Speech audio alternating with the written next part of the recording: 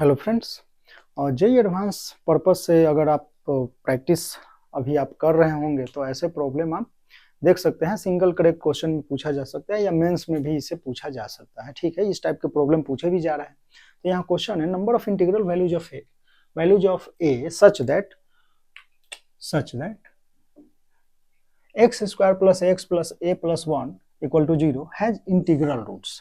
तो सिंपली है, integral roots की बात आ रही है तो हम क्या करेंगे कि पहले इसको देखते हैं। तो ये है हमारा x square plus a x plus a plus 1 which is equal to 0। इसके हम रूट्स मान लेते हैं कि अल्फा एंड बीटा है।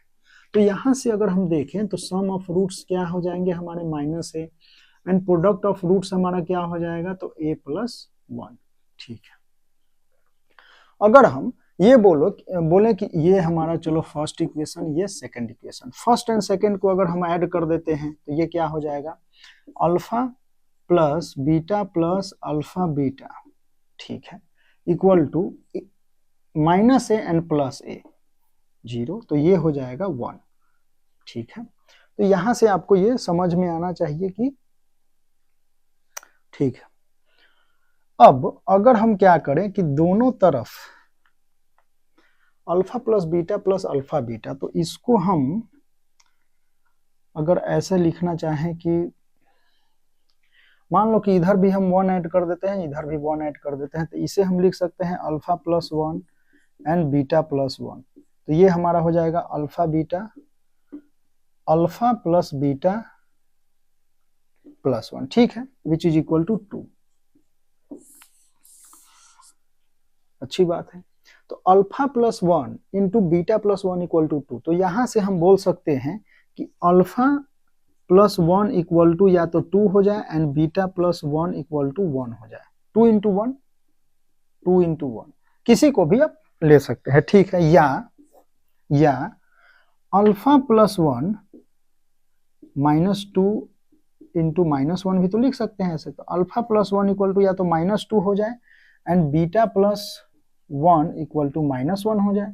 तो यहां से हम देख लेते हैं कि अल्फा इक्वल टू अगर हम देखें तो ये हो जाएगा 1 एंड बीटा इक्वल टू देखें अल्फा प्लस 1 इक्वल टू 2, तो alpha equal to 1, beta plus 1 equal to 1, तो अब बीटा इक्वल टू 0। ठीक है, ओके।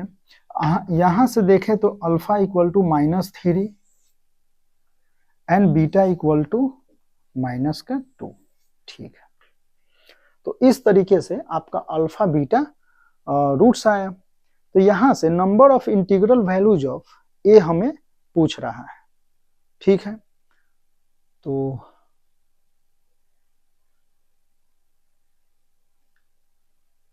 अब इंटीग्रल रूट्स भी है, ठीक है।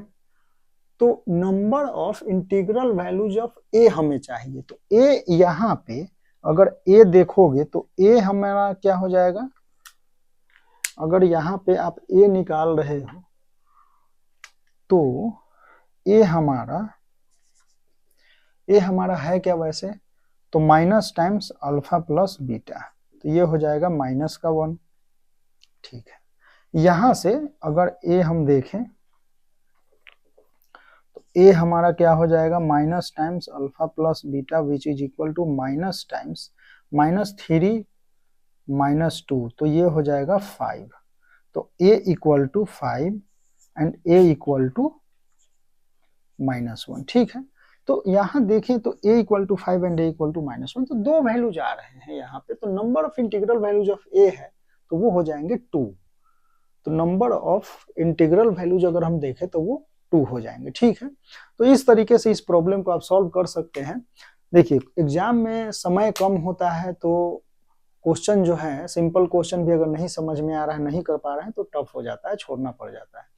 तो आपको करना क्या है कि ज्यादा से ज्यादा क्वेश्चन की प्रैक्टिस करनी है, और जो भी डीपीपी सीट या कहीं से कुछ भी मिले वहां से आप करें, क्वेश्चन करें। जहां प्रॉब्लम हो आप कमेंट में भी बोल सकते हैं, टेलीग्राम चैनल पे भी आप ज्वाइन करके वहां भी बोल सकते हैं। ठीक है, तो मिलते हैं फिर नेक्स्ट क्वेश्चन में।